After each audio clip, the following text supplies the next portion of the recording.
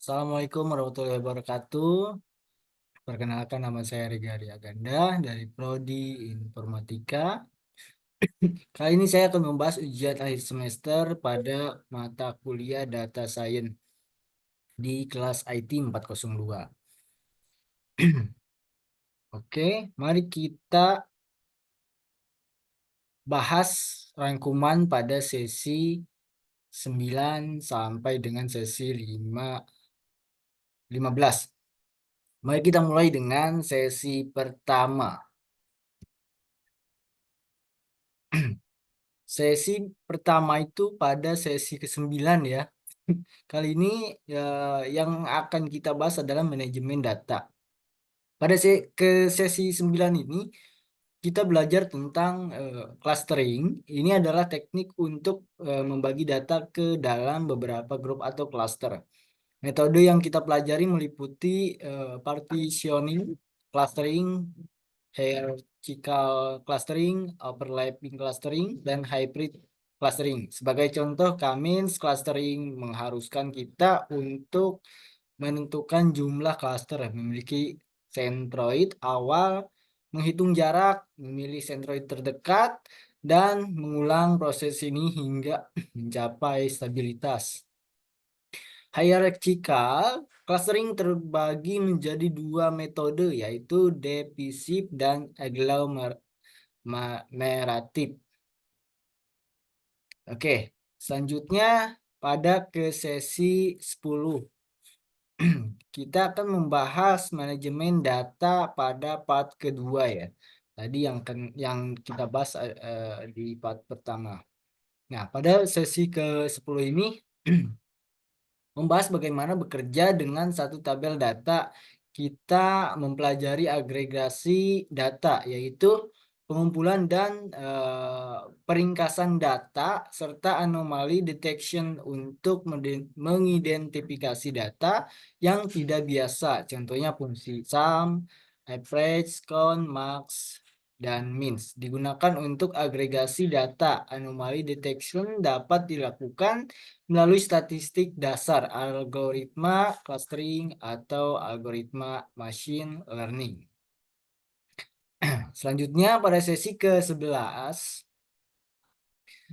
asosiasi dan korelasi. Pada sesi 11 ini, kita akan membahas hubungan antara dua perubahan numerik dan kategorik.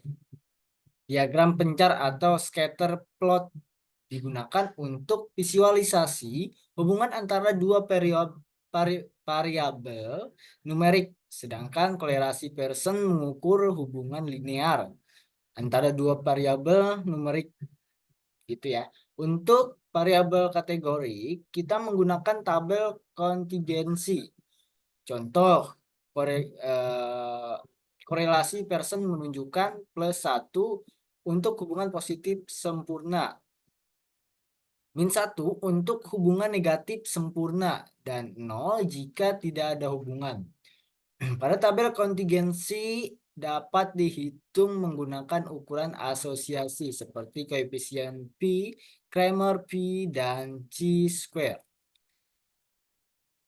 Selanjutnya pada sesi ke-12, analisis regresi. Di sesi 12 ini fokus pada analisis regresi yang mencakup regresi linear dan non-linear. Regresi linear menghubungkan variabel bebas X dengan variabel tak bebas atau Y. Menggunakan model Y tambah A, Y sama dengan A tambah B, X tambah E.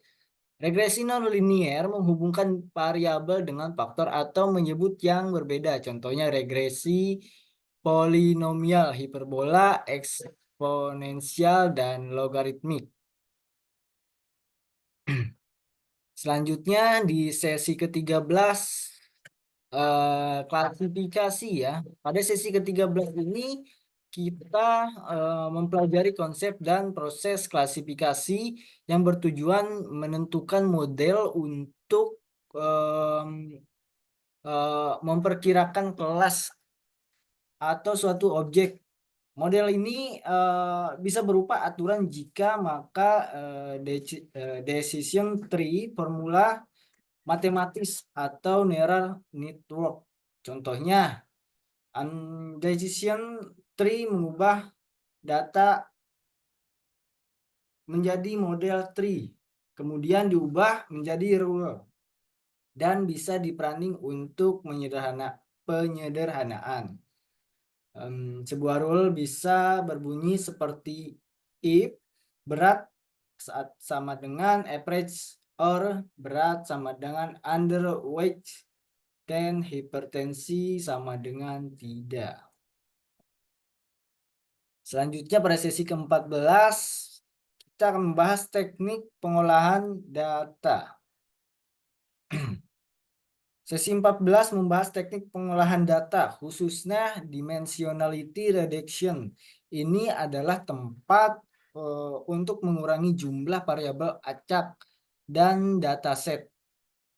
Metode yang digunakan termasuk prinsipal komponen analisis atau PCA, linear discriminant analisis atau LDA, dan T-distributed stochastic neighbor and pattern atau TSNA.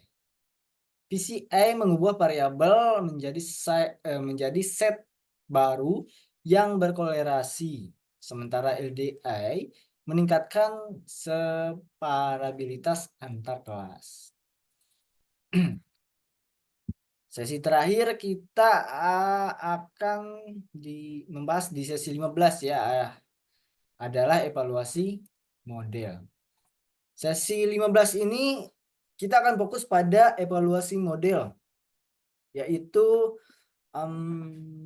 seberapa baik model machine learning bekerja pada data yang tak terlihat.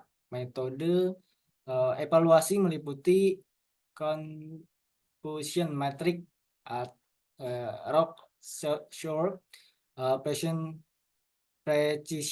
recall-short, dan F1 score. Contohnya, confusion matrix adalah tabel yang menggambarkan kinerja model klasifikasi, sedangkan ROC-short adalah grafik yang menggambarkan kemampuan model dalam membedakan antara kelas positif dan negatif. Oke. Nah, pada kesimpulannya kita telah mempelajari clustering untuk berbagai data, berbagai karakteristik mirip manajemen data untuk agregasi dan deteksi anomali, asosiasi dan kolerasi untuk hubungan antar pelubah numerik dan kategorik ya. Analisis untuk model hubungan antar variabel, dan klasifikasi untuk menemukan model yang dapat memperkirakan kelas data. Selanjutnya, oke, itu saja yang bisa saya sampaikan. Kurang lebihnya mohon maaf. Terima kasih. Assalamualaikum warahmatullahi wabarakatuh.